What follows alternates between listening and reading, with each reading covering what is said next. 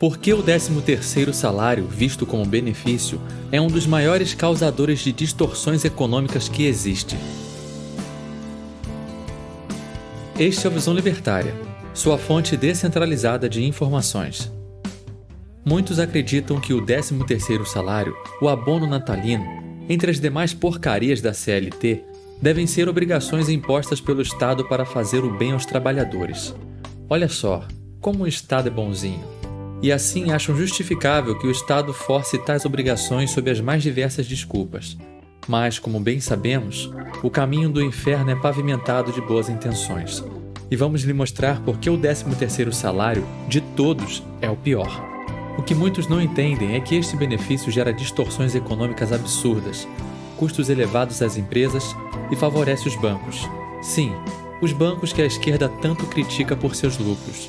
Além disso, ele estimula a inflação, o desemprego e coloca muitas empresas no vermelho, fazendo com que muitas inclusive quebrem. Por meio desse artigo, vamos entender o porquê desse fenômeno. Alguns poucos países do mundo adotam essa aberração trabalhista chamada de 13º salário, incluindo o Brasil. A lei determina que as empresas, por via de regra, devam pagar o 13º salário preferencialmente no fim do ano, sendo 50% de acréscimo no salário do trabalhador em novembro e a outra metade em dezembro. Mas o que a lei não determina é de onde a empresa deverá retirar estes fundos. É justamente aí que mora o problema. Imagine uma empresa que faça a prestação de serviços, onde o seu maior custo seja a folha de pagamento. Ao chegar aos meses de novembro e dezembro, ela terá um acréscimo mágico de 50% em seus custos, onde, com toda certeza, ela não terá aumentado seus lucros neste mesmo período. Ou, quem sabe, até possa ter uma redução de receita dado a sazonalidade de alguns empreendimentos. Muitos vão alegar que o empregador que se vire, que ele deve criar ferramentas para pagar tal acréscimo. O pensamento é bem simples. Está em lei, logo, esse pepino é dele e dane-se toda a complexidade econômica envolvida. Contudo, sabemos que as coisas não são bem assim. A produtividade de uma empresa e a redução de custos, bem como a saúde geral da economia, vão impactar direta e indiretamente tanto o empregado como para o empregador. Dinheiro parado é prejuízo, mas muitos não entendem tal alegação quando vivem em um universo paralelo regimentado pela esquerda. Não é tão difícil de entender coisas básicas, ou é? Se o empregador resolver guardar parte das receitas ao longo do ano para que possa pagar o 13º no final desse período, ele automaticamente estará prejudicando a saúde financeira de sua empresa em razão da desvalorização da moeda. Ficar com o dinheiro parado te deixa à mercê da inflação, e isso se resume em custos que naturalmente serão retirados do trabalhador, como, por exemplo, oferecer um salário mais baixo ou até mesmo a redução do potencial de empregar mais pessoas. Alguns vão alegar que a empresa deve criar um fundo para que esse dinheiro não se desvalorize. Ok, podemos até cogitar tal possibilidade, mas são poucas empresas que terão conhecimento e tamanho para fazer isso, e ainda assim não terão um rendimento elevado que compense as distorções de custos dos meses de novembro e dezembro. O empregador poderia talvez pegar um empréstimo no banco para pagar a folha de pagamento. Sempre você encontra alguém para dar tal solução ao se falar de 13º.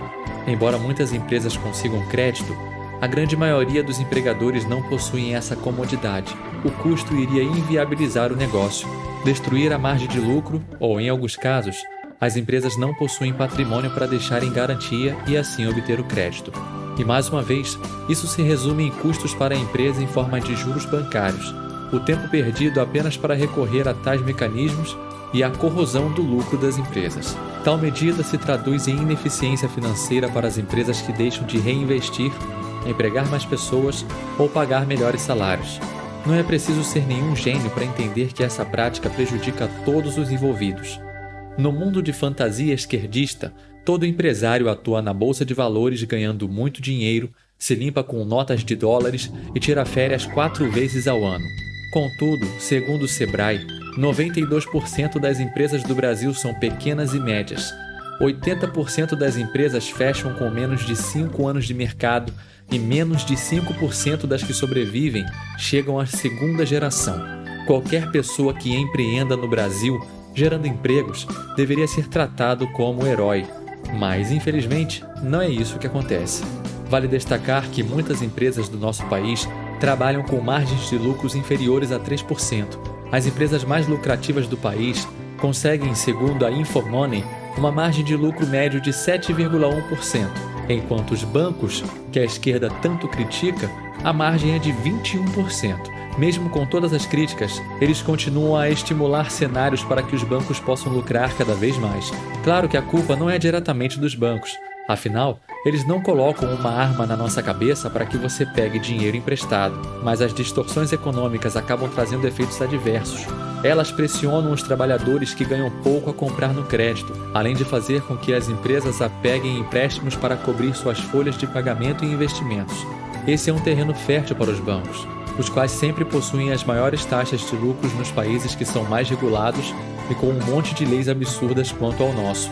Com o aumento de custos de tal período do ano, empresas de varejo aumentam o valor de seus produtos, o que gera inflação, ou, na melhor das hipóteses, perdem capacidade de oferecer maiores descontos. Essa alta injeção de crédito no mercado, em um curto período de tempo, também é um dos fatores que jogam a inflação para cima, além de criar distorções na demanda de várias formas possíveis. Um dos efeitos disso é o surgimento de filas nos finais de ano nas lojas. Isso dá uma falsa percepção de melhora econômica para muitos estabelecimentos.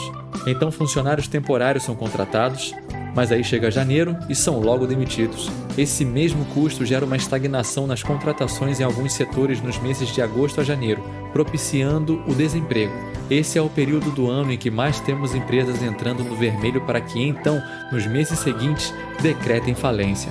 Empresas estrangeiras também enxergam como um entrave os investimentos no Brasil por estas e outras questões trabalhistas e burocráticas. Já imaginou como explicar para, no mínimo, 94% do planeta que você não pode pagar semanalmente? Explicar que o valor que você contrata um funcionário não é o valor real que você terá que pagar a ele?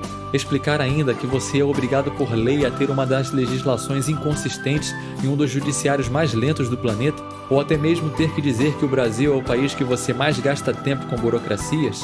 Pois é, que louco gostaria de investir aqui, tendo muitos outros países os recebendo de braços abertos? Quem gostaria de enfrentar sindicatos e toda a máfia estatal louca para inventar algum problema para te vender a solução em forma de propina? Alguns vão alegar que se abolirmos o 13º salário, os empregadores malvadões não iriam repassar essa economia aos empregados. Em tese, esse argumento está meio certo, pois esta ruptura causaria um desequilíbrio econômico impactante. Contudo, em algum tempo, o mercado voltaria a entrar em equilíbrio com melhores oportunidades para os empregadores, menores custos empresariais, um aumento na empregabilidade e, consequentemente, um reajuste salarial dado às questões de oferta e procura. Por fim, a extinção do 13º iria evitar as distorções econômicas negativas que acontecem todos os anos em função desse absurdo chamado de 13º salário. É de conhecimento popular que de boas intenções o inferno está cheio, e o 13º prova que qualquer tentativa de controlar as relações entre empregado e empresa acaba sempre causando efeitos negativos. Obrigado por sua audiência. Esse artigo foi sugerido e escrito por Disseu Zanchi Jr. e revisado por Paulo Almeida. Se você gostou desse vídeo, clique no ícone de curtir abaixo e compartilhe o vídeo em sua rede social. Se deseja ser notificado de outros vídeos, clique em se inscrever e depois no ícone de campainha. Até a próxima!